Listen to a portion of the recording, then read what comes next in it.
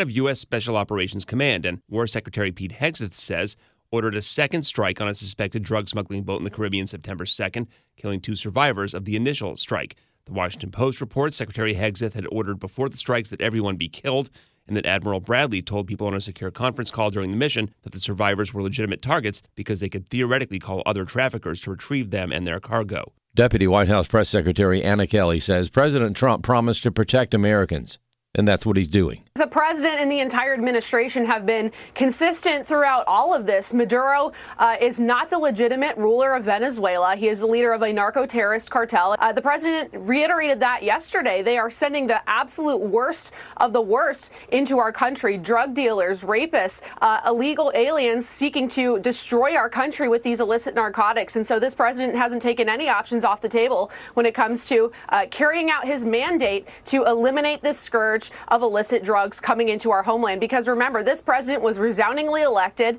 on a promise to deport illegal aliens and also to take on the cartels. That is something he promised all the way back in 2023. So he's going to continue to do that to protect families.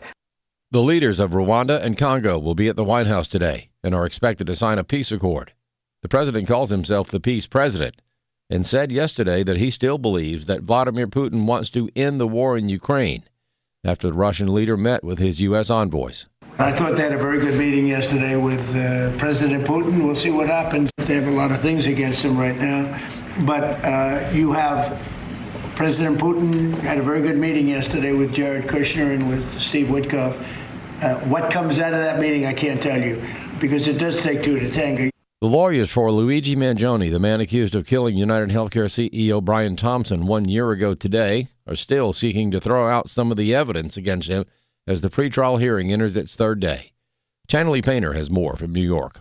The state hearing, it did start Monday. It has included testimony, some video, the 911 audio. Mangione inside the courtroom appeared a little bit nervous, biting his fingernails at one point as an officer testified about a lot of money that was found on him, including foreign currency, about $10,000 worth.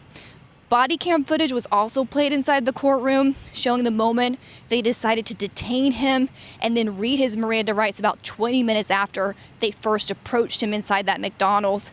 State prosecutors say all of this happened within the bounds of the law and is perfectly legal, should go to trial, and the jury should hear this evidence. A critic of Real ID is not happy with a new fee for people that are trying to fly without Real ID. Chris Woodward explains. The Transportation Safety Administration, or TSA, says the fee is $45. Twyla Brace of Citizens Council for Health Freedom calls it a fine, one that is meant to push people to get Real ID. They are increasing the cost of flying. They are increasing the time it will take to fly. They might actually be preventing some people from flying who don't want to go through this entire process. And the whole thing is unconstitutional. The Real ID Act was passed by Congress in 2005 following recommendations from the 9/11 Commission. The stated reasons for it include federal standards for the issuance of sources of identification, such as driver's licenses and identification cards.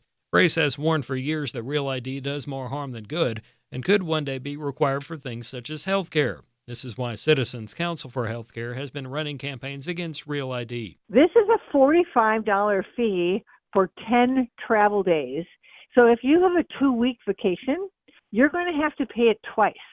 So they are really trying to inflict pain to try to get the American people to comply. I'm Chris Woodward.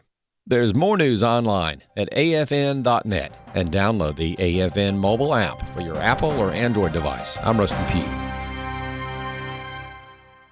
Every day, AFA offers biblical insight on issues that others aren't willing to touch in the hopes that you'll become a world changer. That's why we're offering an in-depth worldview training course called Activate.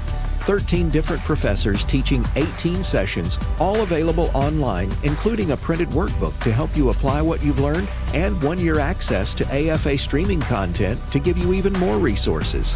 Find out more about Activate and sign up today at activate.afa.net. Welcome to Today's Issues, offering a Christian response to the issues of the day. Here's your host, Tim Wildmon, President of the American Family Association.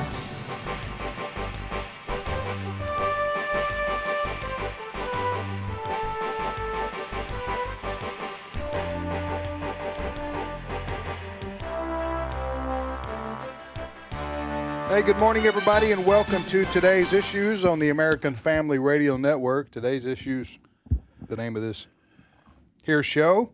It's Thursday, December the 4th, 2025.